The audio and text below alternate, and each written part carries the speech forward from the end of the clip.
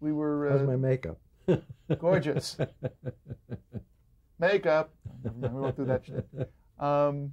You were telling the story about trying to get off the Skelton show, the meeting at CBS, and then telling your brother Al, you better be prepared because as soon as I'm gone off the show, Skelton's going to fire you. Why don't you pick it up from there? My brother Al said, look, I'm a writer. I contribute to the show. Why would he fire me? I said, because Red is about 5 years old, emotionally. And that's how the only way he can get even with me is to fire you. He said, first of all, you're not going to quit the show. Look at all the benefits they're going to give you. And I said, Al, my brother would never quit a show. He's an easygoing. I'm not a hard-going guy, but he's really easy. As long as you give him a decent salary and let him write his jokes, he's happy as a bird. And I have more convictions than that, let me put it that way. And I said, Al, I'm quitting the show. I'm telling you in advance. And that's what's going to happen. He said, even if you quit the show, why should he fire me? I said, I'm just telling you that's what's going to happen. Well, C. Sparker, who was the producer, it fell to him to tell Red that there's going to be a change in the writing staff. So Red just thought about that for, I'm quoting C. Sparker now. He said he just had that mean look on his face, and then he said, fire that other fucking Schwartz. It was the only comment he had to make when you left. That's what he said. Now, if this spoils your image of Red, I'm sorry. A lot of people don't like to hear unpleasant things about their heroes, but you're asking me questions and I'm giving you answers. Now, before you left the show, you alluded to the fact that you did reap an Emmy from your work on the show. Yes. What did that award mean to you at the time? Well, it meant a lot. You know, when all is said and done, there's a certain excitement and a thrill. And I did not think we were going to get an Emmy that year because there was... what year was it that you won the Emmy, do you recall? I think it was 61, 62, something like that. In fact, the following year, whatever that year that was, I was nominated again. But there were three or four of us on the show. And incidentally, Red insisted that his name be put on the Emmy as a writer, even though he didn't write, because he changed a lot of stuff, he said. So to satisfy him and CBS, his name is on my Emmy for writing. Anyway, people are funny. What else was I going to say? Now, you asked me about awards, and I got a lot of, I must have gotten 5 or 6 nominations from the Writers Guild for various episodes. And I won the award. And that, remember I said I wrote a play that became an hour special with Lucille Ball and Bob Hope? Well, that won me an Emmy nomination too for an hour. I didn't win the award, but I've won a lot of different awards and nominations and things. So I don't hold anything against the show because Red, performer-wise, is brilliant. You know, you have to separate the person from his talent. Very often they go together, but very often they don't. In this case, they don't. He's not Mr. Nice Guy. Now, when you eventually did leave the show, how did that impact your relationship at CBS? Well, they asked me to come in and take a look at a show that also had a problem. And that was Favorite Martian. Meanwhile, I'll tell you how it impacted it. They agreed to buy Gilligan's Island, something they had refused to do while I was on the show because they didn't want me to leave the show. You know, executives don't want to make waves. If the show is going good, leave it alone. And who was running the network at the time? Guy de la Chapa. This was post Jim Aubrey days, post Mike Dan. It was Guy de la Chapa was running the West Coast, CBS. He's the one who gave me these outrageous. As a matter of fact, when he said to me, come in 3 times a week, come in. How about this? Come in once a week just to outline the show for the other guys. And and trying to get you to stay on. Try to get me to stay. He said, and then he laughed and he said, how about an hour? Come in for an hour. I said, Del, that's what everybody called him. His name was Della Choppa. I said, Del, how many writers would you make that deal with? Come in for an hour. And he laughed. And he said, including you? I said, yeah. He said, 1. Because he knew what I knew, and I knew that he knew what I knew. That if I weren't happy with it, in a day or 2 days or 3 days, I'd stay there until it was right. So he was free to make any deal he wanted. He knew I'd be there. And he knew your work ethic. Yeah, because I worked that way. Now, you mentioned that the next show CBS then brought you after Skelton was My Favorite Martian. Yeah. Talk a little bit about that. That was a very interesting experience. I've had a lot of wonderful, interesting experiences. They did a pilot for My Favorite Martian, and they sold it, and they loved it and sold it. So when they called me and asked me to come and take a look at it, I said, what's the problem? And they said, well, look at the pilot. I looked at the pilot, and to this day, that's the best pilot I ever saw. Favorite Martian. Really? Yeah. Best comedy pilot. In its time, everything is in its time. So I said, what's your problem? And they said, we have assemblages of the next, not final cut, but assemblages of partially edited, of the next 3 episodes or so. Pardon me. I said, okay. So I looked at them. And they said, what's the matter? I said, well, you promised them one thing with the pilot, and now you're doing a different show. And they said, what do you mean? I said, well, I don't know if you remember the show clearly, but it was about the Martian, Ray Walston, and his so-called nephew, because he called him Uncle Martin, Bill Bixby. I said, and the first episode was terrific. It was a fish out of water.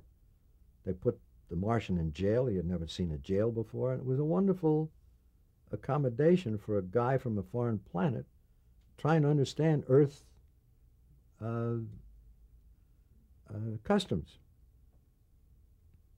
I said, then the next episodes that I saw, even though they're rough, are all about Tim. Tim is Bill Bixby, and how he has a problem with his love affair, and the Martian comes in and makes a few gestures and straightens out his girlfriend, and he has a problem with his boss, and the Martian comes in, and it's all about Bill. You might as well call it My Favorite Tim, because that's what the show has become. So they said, would you go in and become sort of a general supervisor and straighten out the guy who's the executive producer? Who was that? Jack Chertog, who had 2 other successful shows. So I said, well, I don't know how he's going to like that. I don't know what my title is or what you... It's not a question of money. It's a question of why should he listen to me? So they said, well, we'll tell him to. Or he's going to be without a show. I said, well, that's a bad footing to get off with a guy I'm supposed to work with. But I said, if you can clear the air, I said, yeah, because I think it's a fascinating show. The fish out of water concept is a great concept. So I went in there, and it's very hard to tell a guy that he doesn't know what his own show is all about when he's the executive producer. But I said, but other people had now told him. So it's not like I came in I said, I'm not threatening you. This is your show. As a matter of fact, I already have a deal with CBS. I can only stay here for 6 months. And because I have to go do my own show, which is Gilligan's Island. So he said, well, what do you feel is the problem? So I told him what I felt the problem was. He said, well, I have 15 scripts written already. He said, would you read the scripts and tell me what you think is okay? What can we do? And I said, well, all right. So I read the scripts, and there were only about 3 or 4 that you could salvage. The rest were all on the wrong, the show should go here, and they went here. And so I said, that's the status. I said, but I did find one fascinating thing in reading these scripts. And this became a well-known thing in the industry. Next to a line of dialogue, a CBS executive had written, no Martian would ever say a thing like this. It's a classic network note. It was. Classic note. I said, apparently CBS executives not only know how everybody on Earth talks, they also know how Martians talk. Or maybe the people on Pluto. I don't know what they know. So anyway, I got a kick out of that. But most of the scripts were just valueless because they accented the wrong syllable, that's all. They kept talking about Tim, and it's really the Martian show. So he took your direction? He was kind of forced to, I guess. But then he realized I was right. I can only assume. So I only stayed there 4 months or 5 months, I don't know. And but I accented the Martian. I had him going into UCLA because they had a certain chemical that he felt could fix his spaceship. And it was all about his problems of trying to get off this planet and go home, or trying to understand different things that we were doing. And then Tim became his ally instead of the other way around. And the show worked pretty well. And so I left after the first year of scripts. And I must say that show should have stayed on another couple of years because it had the basis, but then they went wild when I got off the show. And then they went back in time and forward in time, and he did a lot of things that I would not have permitted. Not to say I know everything, but I know some things that you should do. You have to promise an audience a certain thing when you do a show in comedy. And you should stay in that box. You can't say suddenly, oh, by the way, he can turn himself into a lion. When that's just not true to the thesis. A format is a thesis that you have to sell to an audience. I couldn't say on Gilligan's Island that, oh, they could leave and come back. The thesis is they are stuck there, and therefore they have to learn to get along with each other. That's the philosophy of the show. That's the basis of the show. And I can never lie to the audience, because then they won't trust you anymore. Now, how did the show do, given the direction that you provided in that first year? Did fine. But faltered after that. It started to fail in the middle of the second year when they just did wild things. Now, this was around what year? This was 1962, I guess, 1962. Because in 63 is when I did the pilot of Gilligan's Island. Now, before we get into Gilligan's Island, I just kind of want to get from your vantage point where you were then and recalling. You'd been in TV a decade or more. What was your impression of the medium at this point? Funny things happens to you when you work. You don't think about impressions. You don't think about what it is you're doing in an overall sense. You think, hey, I have to make this a great blackout because it's the end of the show. I have to do this. I have to give this character enough material if it's a balanced show. I have to do things within the framework of the show. And, I mean, very often I won't even know what's on other networks or other shows, and I don't much care. I care about my own show. It's like a father with his own kids. Yes, it's important what the neighbors are doing, but it's a hell of a lot more important what your family is doing. And that's how I view my work. So you weren't really then cognizant of changes going on in the industry, be they creative or technical or? Well, I really don't have I don't know much about technical. And I don't think that's important. They can change everything. They can make, instead of 525 lines per set, they can make it 1,600 lines or 7,000 lines. That doesn't make the story any better. I don't care about technical. I care about the story. I care about the characters, because that's what I'm involved with. And I think that's what the audience is involved with. You know, the average person doesn't sit there and say, hey, wait a minute. I don't think it's quite as clear as it was when I paid a lot less for my set. They're interested, is Seinfeld funny? Is Frasier funny? Or do you believe Frasier in this story? That's what they care about. They don't care if, they don't even care if a boom shot shows the boom, and they don't care about that, really. And modern techniques eliminate creative thought, it seems to me, as the basis of a show. If you're selling a show because, well, if you're doing like Star Wars or something like that, or to translate it into television terms, whatever these shows are with these alien creatures that run around, which my wife won't even let me put on. She hates those things, and I don't have too much use for them. Although they do have human characteristics very often, so that will get me interested, because that's what I deal in, as humanity. I don't deal in crazy-looking characters, and yeah, they get ratings. I don't quarrel with that.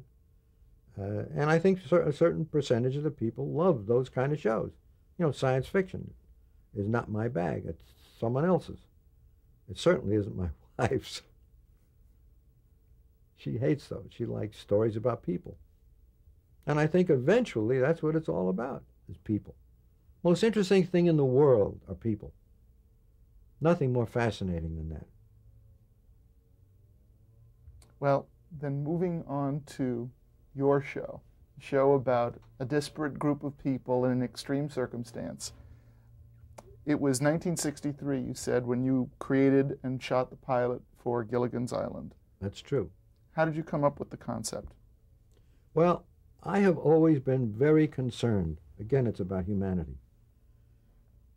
How can you make people of different sorts, whether it's North Korean and South Korean, or whether it's Arabs and Jews, or whatever the problems are, or blacks and whites, or, you know, everybody's a human being. And that's at the basis of most of my thinking. All my shows, actually, are how do people learn to get along with each other? And so I was searching for a way that various kinds of people, a very rich guy and a very poor guy and a very brilliant guy and a movie star and a farm girl, the different kinds of people. A lot of people think that I read Robinson Crusoe, and that's where I got the idea for Gilligan's Island. Now, it does happen that Robinson Crusoe is a favorite book of mine, but that's not what started it. I think those people who believe that have put the cart before the horse. I was looking for a way that 7 people, I don't know why I fixed on the number 7, but that's what I did, where could they be that they couldn't leave each other? I mean, if they all had a job in the same place, suppose it was the billionaire's business and these other people were there, they could get fired, but where could they be that they had to get along with each other? That was the idea of the show. And it's the most important idea in the world today. I mean, for people who toss away the show as just a silly broad comedy. It's deeper than that.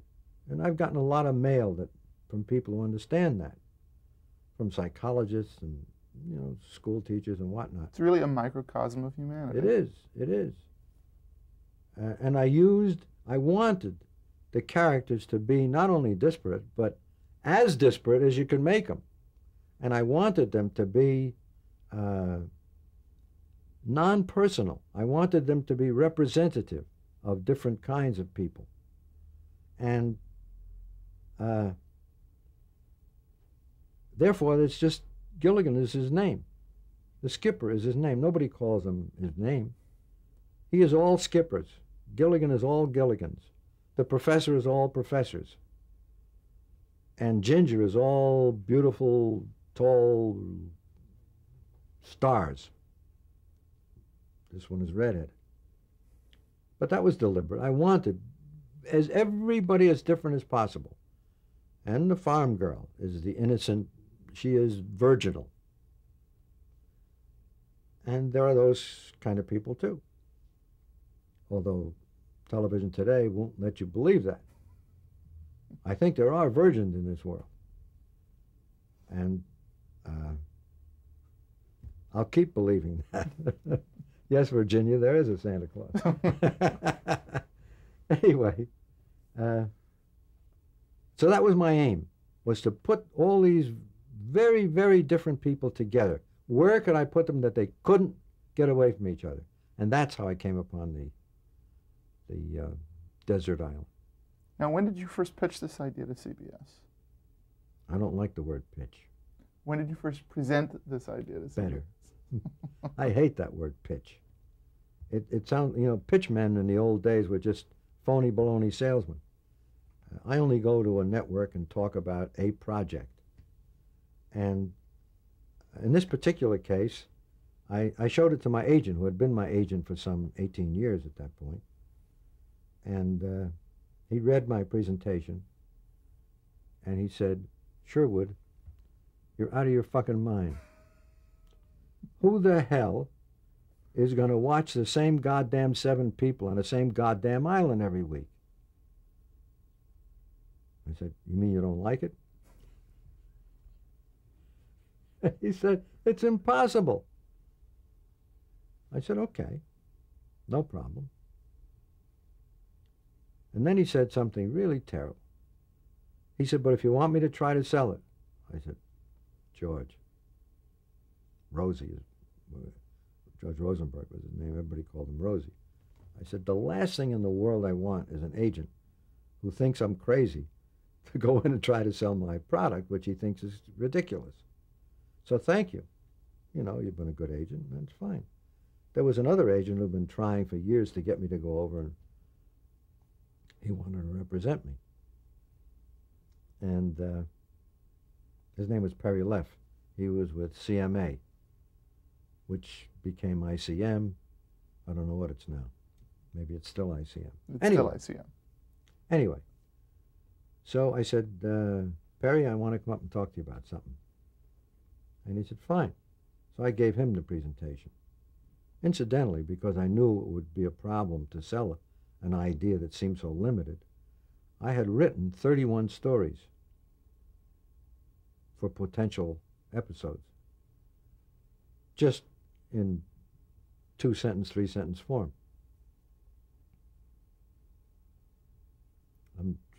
I recall exactly now. I had an office away from my home in those years, and I had gotten some butcher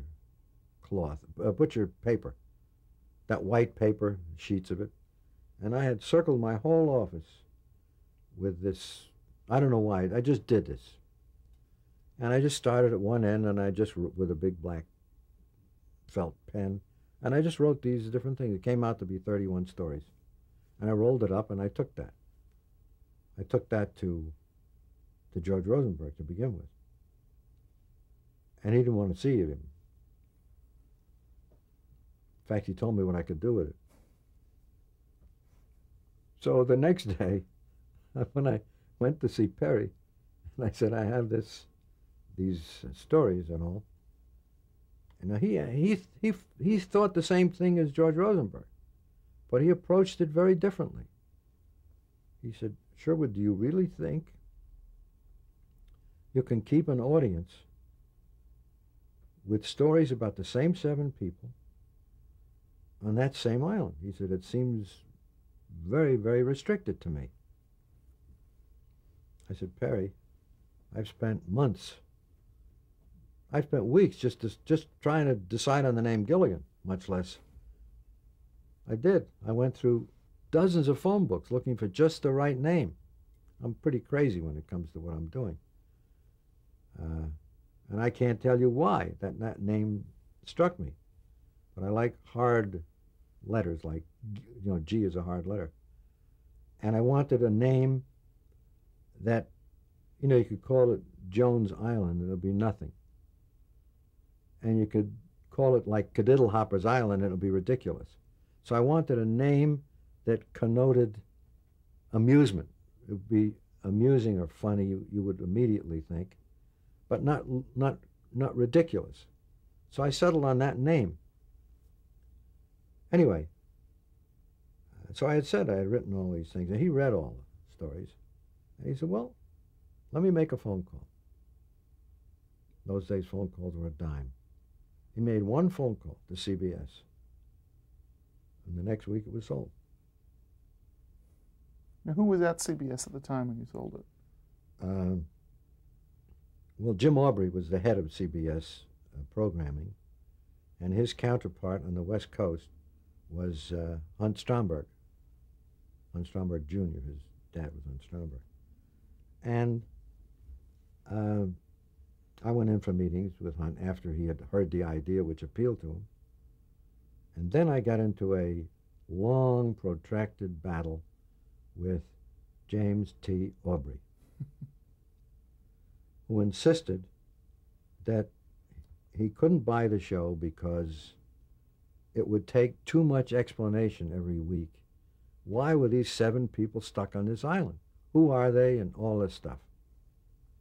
And I used to say to him, Jim, that's not a problem. I will have a song written which is entertaining and which tells why they're there and who they are and all that stuff. So when you start page 1 of each episode, you're into story immediately because the audience is aware of it. Well, that was not in popular use then, the idea of using a theme song story before the show. Was this before the Hillbillies had done it? They had done it just the prior year, but I had never seen it. It had not yet come out. Okay. So I was unaware that anybody else was even doing it. Mr. Ed did that too, I think, but I don't know when that came out. Mm-hmm. Anyway, he was not familiar with that, nor was I. I didn't know. I just thought I was creating a way to do what I wanted to do. Right. So he never quite understood that. And we always had battles about that, right from the word go. Although he had bought the idea, what he wanted to do was the skipper and Gilligan taking a different group, because that you would understand. You see 2 people with a little boat, and then you take a different party on a different adventure every week. And then he wanted to call it Gilligan's Travels, with a pun on Gulliver's Travels. I said, Jim, I don't say that's a bad idea, but that's not my idea. My idea is the interrelationship of people who are forced to live together. That's a very different thing than what you're telling me, which is like a funny show. But I don't see it has a basis that my show has. It's a different show. He said, well, that's the show you should be doing. And I said, that's not the show I want to do. He said, because you're going to waste your time. You cannot explain all this background. And there was a meeting we had early,